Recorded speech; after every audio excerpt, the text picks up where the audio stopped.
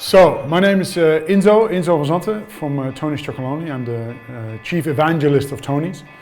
Tony's is a small Dutch chocolate company and we're in the market to make 100% slave-free chocolate the norm in the world of chocolate.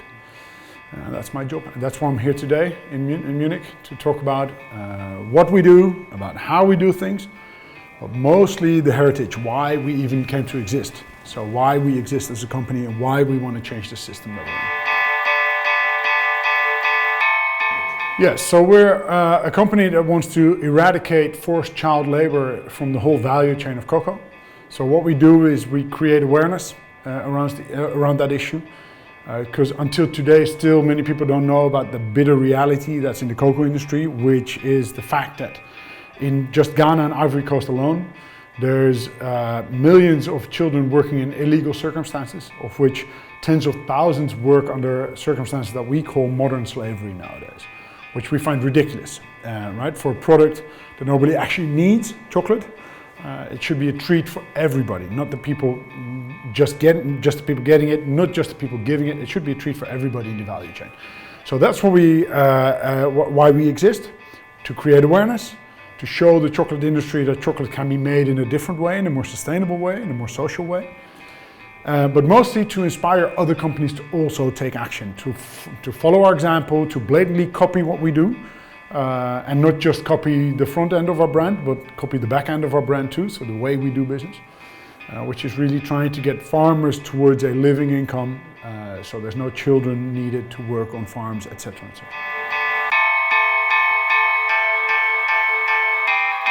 I think our message itself is a story about reality, a story about the bitter reality in the cocoa industry, and that's not a happy message. But we try to inspire, so we try to make it as fun as we can along the way for both consumers and ourselves, because by making the nicest chocolate that you can find on shelf, in my opinion, it perhaps makes it easier to convey the content of why that's necessary. But we don't try to burden the consumer with anything that he might feel any guilt of past consumption of different chocolate. It's just through awareness to make the right decisions afterwards. I don't try to inspire consumers to eat Tony's chocolate. I try to inspire consumers to make a difference in their own life. And chocolate is an indulgent thing, right? There's no better way to fix a crappy week, and there's no better way to celebrate a great week than a good bar of chocolate. Yet there's this reality, and you can, for yourself, get part of that reality out of your own system by consuming the right products, in my opinion. So yes and no. So it makes it easier to convey because chocolate is a nice product. At the same time, I think any business and any enterprise should and can take responsibility for their full value chain, and that's what we do as a company. So I think everybody can do this, everybody should do this. Not everybody's doing it yet though.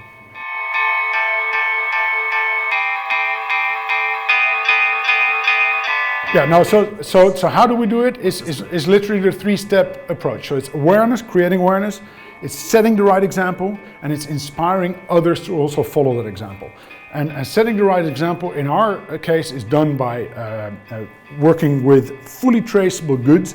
So in our case, cocoa beans, but it goes for everybody. I think you need to take responsibility for a full value chain and then pay a fair price. Yeah, in our case, to get these farmers towards a living income. It's about creating long-term relationships. It's about helping them in the way they work. So increase the productivity, decrease dependency on cocoa. And for us, it's also about making sure that these cooperatives that we work with have a stronger stand in the middle of a value chain that I'll describe today in my talk.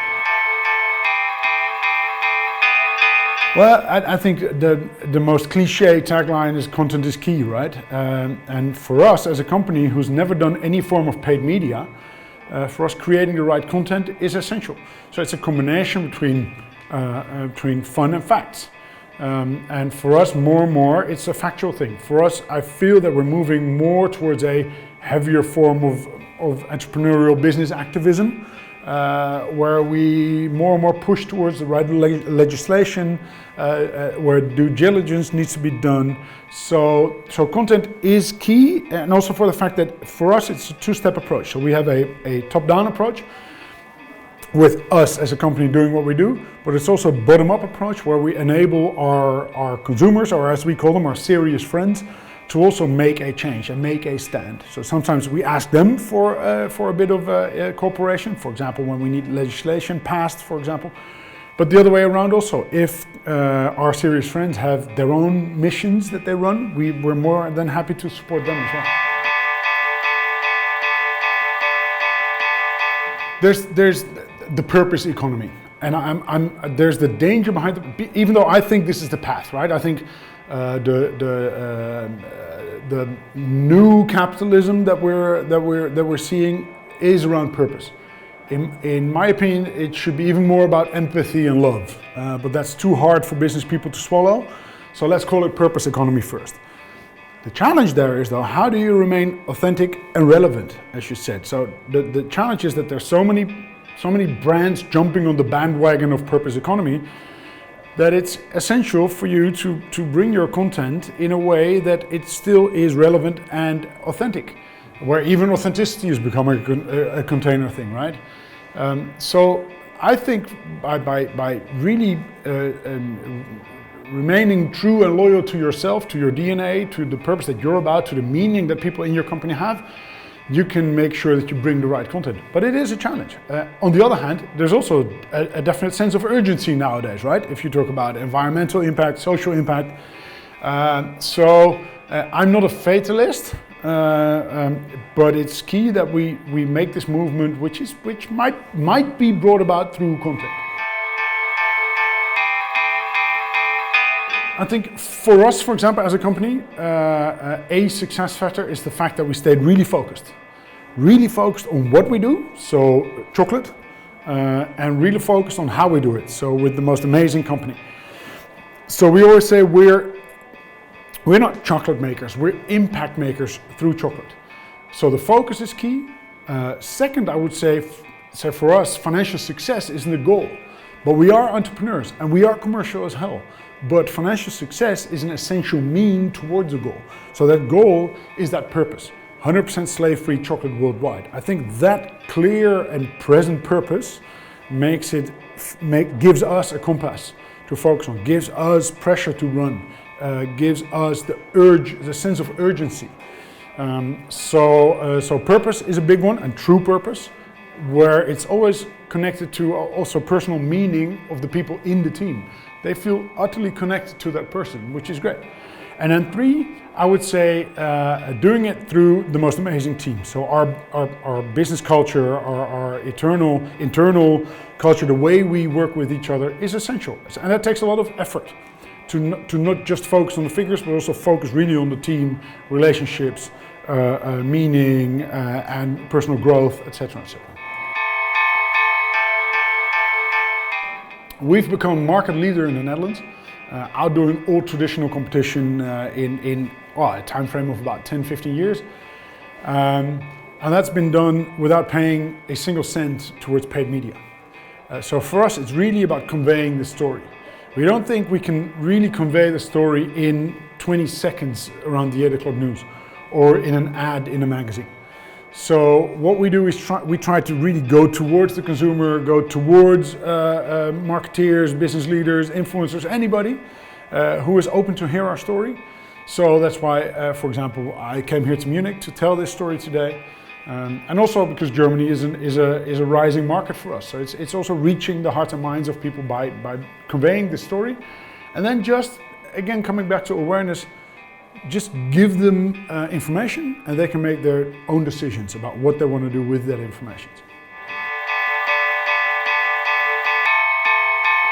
Yeah, well, my goal for the future is to see 100% chocolate, 100% slave-free chocolate become the norm in the world of chocolate.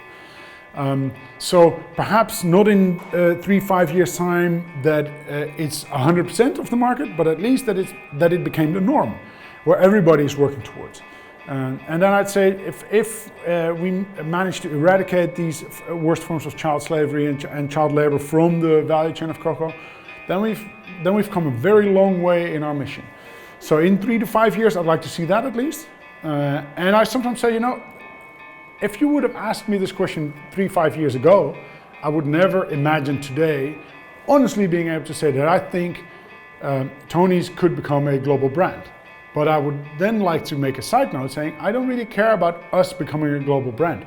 I like the old global brands to start doing what we're doing. And when that happens, and that means that we've become redundant, fine, we'll do something else. You know, there's enough forced child labor in different branches and different value chains that we'll hop on and try to fix that.